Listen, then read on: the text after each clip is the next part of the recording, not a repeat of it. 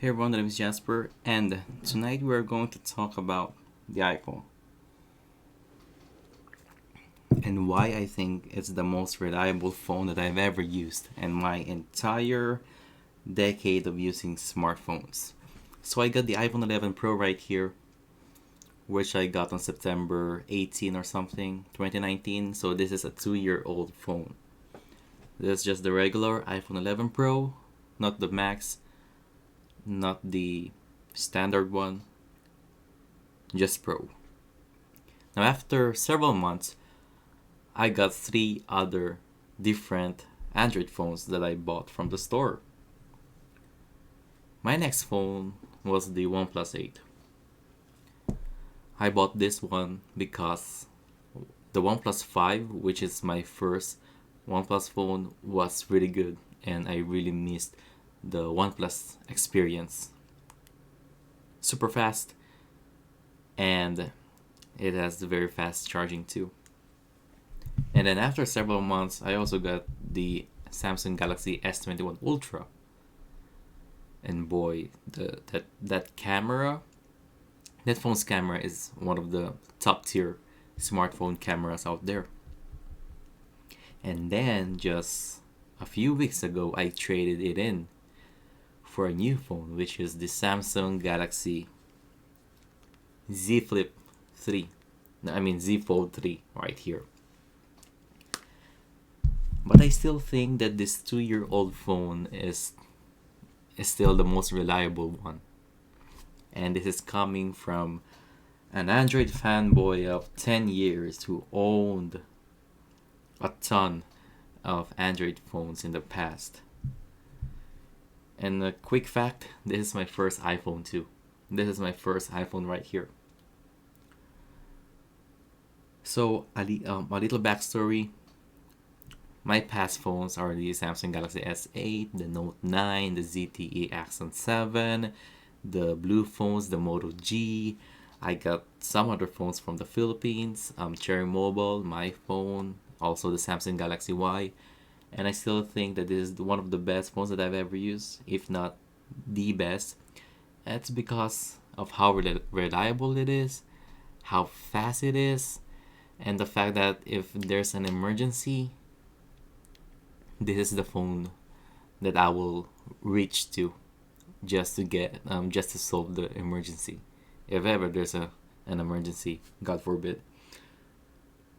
And yeah, I mean, the fact that um the fact that this thing right here is super reliable is that 99% of the apps are working. And every year you always get an update, an iOS update from Apple, which feels like you're getting a new phone every year because you're also getting new features, getting new security patches, and getting other new features that mixes well with the other Apple products that I have. Just like um, a few months ago when we started wearing masks, which is last year, right? But a few months ago, Apple released an update where you can unlock the phone if ever you have the Apple Watch with you.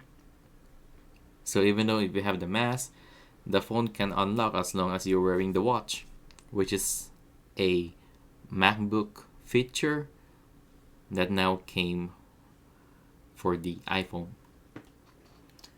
And that's the thing that is best about Apple, is that their phones um, can get quick updates depending on what's happening in the world right now, right? I mean, sure, the we got one of those Bluetooth unlocks, the smart lock feature from the Android phones a few years ago. Sure, but you just can't rely on the security of it, right? It feels like they updated that feature several years from now. And yeah, that's the thing with some other features with Android phones, is that whenever you get a feature, expect an update maybe several years or several months into the future, because the thing with Google is they keep on abandoning products. Apple doesn't abandon things, at least in the current modern life that we have right now. And yeah, the fact that I'm saying the iPhone is the more reliable phone for me, even though I have a Z Fold right here, which is a premium phone, a luxury phone, way higher than a flagship, really speaks a lot about this 2-year-old phone, right? Sure, with a Z Fold, you can basically um, have a tablet on your pocket, right? Who wouldn't imagine that? But we live in that kind of reality right now. But the thing is, the fact that this is a new form factor right here, some of the apps, I feel like 50% of them doesn't work well with this screen, with this screen's aspect ratio, which is like a 4:3, and with this screen's aspect ratio, which is narrower than the standard one that we have for Android phones. And that is the compromise that I'm getting for paying for a phone like this. This is basically, I am one of the early adopters. I can see I when I bought this phone, I know all of the drawbacks that I'm getting. Way less battery life than the S21 Ultra. Way less camera performance than the S21 Ultra. And the fact that there's a huge chance that one of your favorite apps doesn't work here perfectly is the thing. I mean, Uber Eats doesn't work here perfectly. I'm having a hard time doing the payment part for the food on Uber Eats with this phone. And while we have the OnePlus right here, it's one of the fastest. Um, in some cases, it is faster than the iPhone. But still, we have that Android problem. Some apps won't work. Some apps will crash.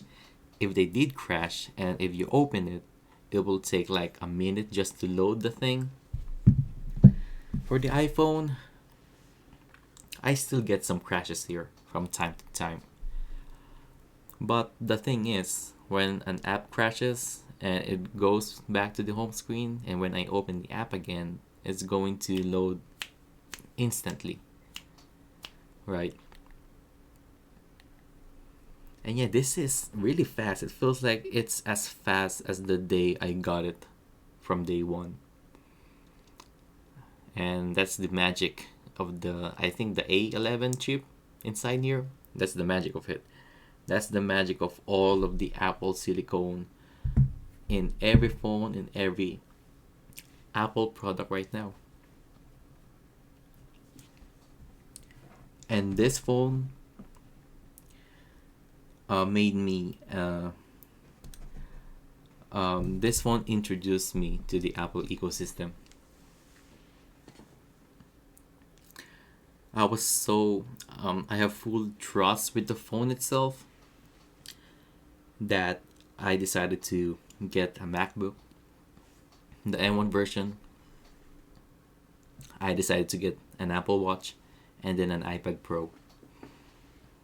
And the ecosystem works flawlessly. Sure, there are some hiccups, but it works flawlessly 99% of the time. And I love the fact that you can just wirelessly transfer files from everywhere to anywhere using AirDrop. Here, Android phones, I am mostly a PC user, right? And I'm using the Your Phone Companion app on the phones and also on the PC. And for the most part, it works very good. I can get phones. I can get photos from here that I can transfer um, to my desktop. Oh, you know what? No, you can't. Oh yeah, actually yeah, you can transfer photos here from your phone to your PC desktop by just um, right clicking on it and pressing save. But you can't do it the other way around. If ever I have a phone, if ever I have a photo here on my PC and I wanted to transfer it to this too, I can't do it in the phone companion app unless I still haven't seen or used a feature yet, or it's a hidden feature.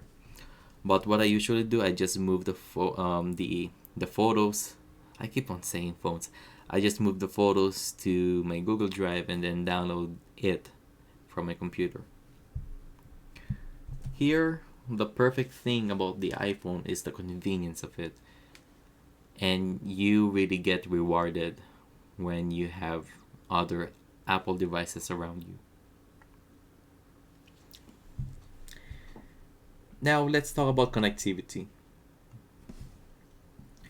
Sure, it doesn't have this is the 11 Pro we're talking about.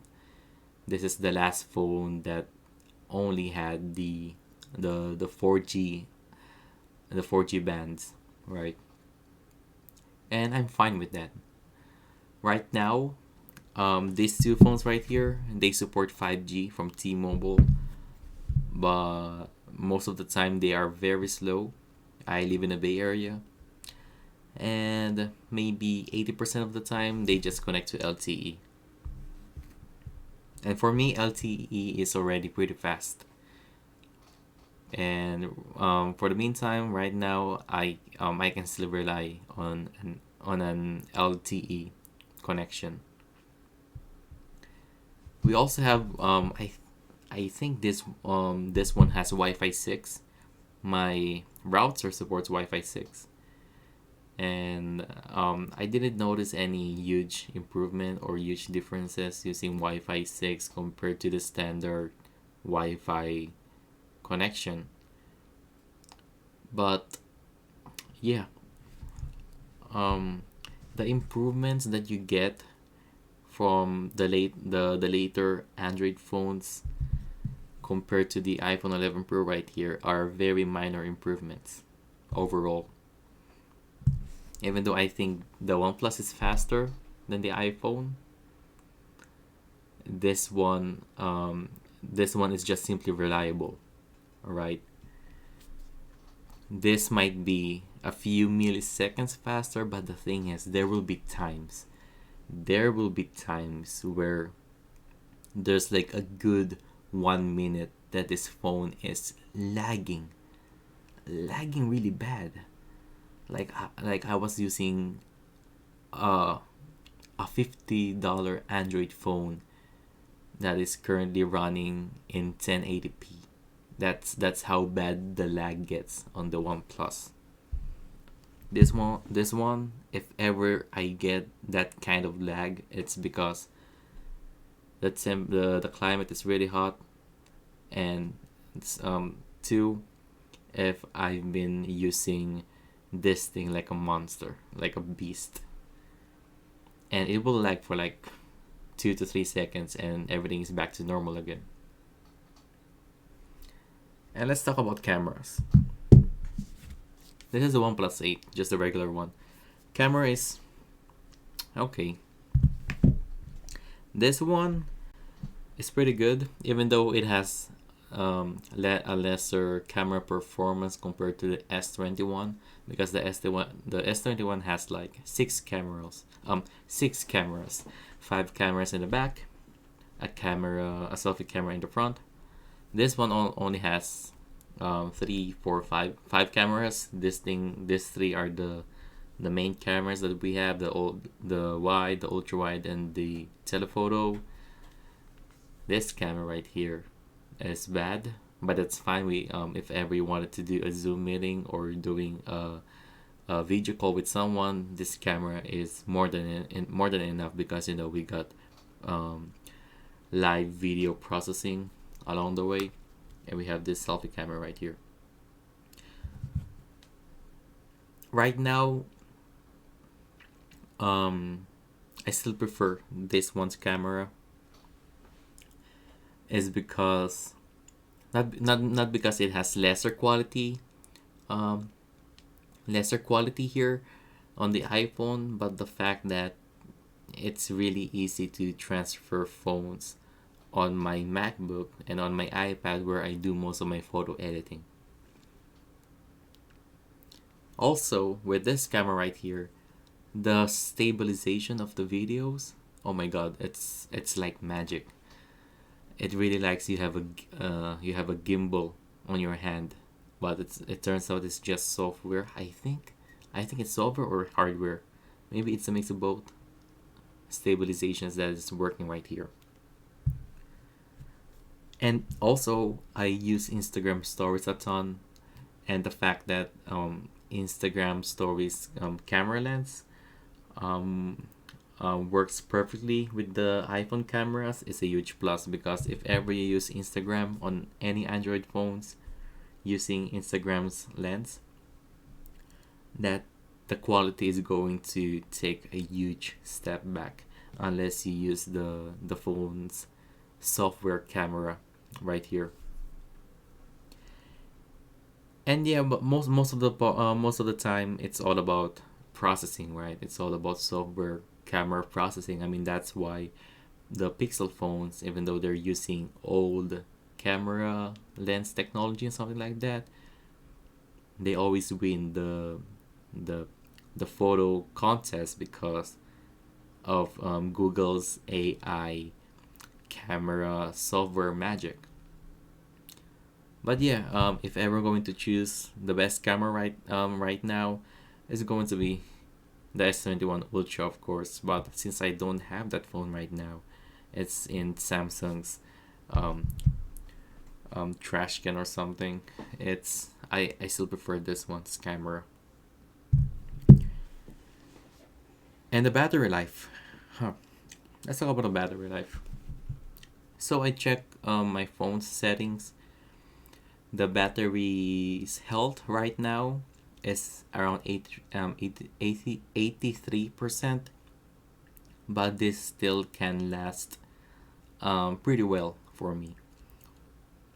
And I've been charging this thing using the cables, using different cables, using different chargers, and also doing wireless charging on the phone. And 83% is not that bad, I think. And that's saying a lot for a 2-year-old phone, right? That's saying a lot for a 2-year-old phone. Sure, this thing can last. I think this thing can last a little bit longer than my iPhone 11 Pro right now, but it's because this thing is new. I just got this thing 2 weeks ago, or maybe last week. This thing is fine. And yeah, one more great thing about this phone is the fact that there's a ton of accessories to it. It's just that every company that sells phones accessories will always get an accessory from them for any iPhone that you're holding right now. And it makes sense because I think the iPhone is the most used um, smartphone, at least in the US market. And when it comes to price, I bought this thing for like $1,000 or something because I got the 256 gig version, and um, because of the price, it's still one of the reasons why. No, this is actually the 512 gig. I think iPhone doesn't have a 256 gig, right? The reason why I didn't go and upgrade for an iPhone 11 Pro 12 is because this is just simply reliable. The only improvement that I'm getting if ever I'm going to upgrade to an 12 Pro is not only the cameras are better, but it's also going to get a better display and a 5G connection. But I don't need those right now. I think they're just minor improvements to a phone. And I think that's going to be the same thing next month when Apple announces the iPhone 13. And I still think that if Apple's going to announce the iPhone 13, I still think that I'm still going to stay with this phone. And that's saying a lot because, to be honest, other than the Samsung Galaxy Y, which was my first Android phone, which is my first smartphone, this is turning out to be my longest, my my longest used phone because it's almost 2 years now that I've been using this. Because whenever I get a smartphone, I always replace it a few months later. That's the reason why I got 3 other phones after buying this one. And yeah, I think that's about it. Um, I love this phone, and I can prefer any iPhones to anyone because of the the ecosystem. The bad thing about it is that it's very closed. Um, the fact that your Apple Watch is not going to work on an Android phone, really says a lot. Apple really wanted you to buy their products. And two, it's the chip. It's really fast. After 2 years, it's still really fast. I feel like I'm still using a new phone right now. It's like magic. And then the only bad thing about iPhones right now is the fact that they don't have chargers on their boxes anymore, and that's a no go. Apple, if you're listening, you guys are just a few minutes away from home right now. You guys just live around there at the south. But if you guys are listening, please, if ever I'm going to buy a flagship phone, I'm expecting a charger with me. I don't care about your movement for the environment. If ever you wanted to do something for the environment, do something else. Maybe do something with the packaging. Maybe do something else with other products. But removing the charger, I'm not sure about that. Same thing with other phone manufacturers right there. Samsung is now already following suit. They're also removing. I got this thing last week or 2 weeks ago, and the box is really really thin, and I was expecting that it's also not going to get a charger, which kind of sucks. So yeah, Apple, if you do care for the environment, at least give us the option to get a charger with us or not get a charger. And I think that's about it. Thanks for watching, you guys. This review was coming from a phone lover of your real average consumer. And yeah, this is my review 2 years later with the iPhone 11 Pro.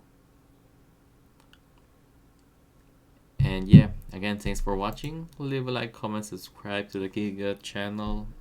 And in the future, who knows, I might do a 1 year or 2 year review of the Samsung Galaxy Fold 3. Again, thanks for watching, and goodbye, you guys. You guys take care.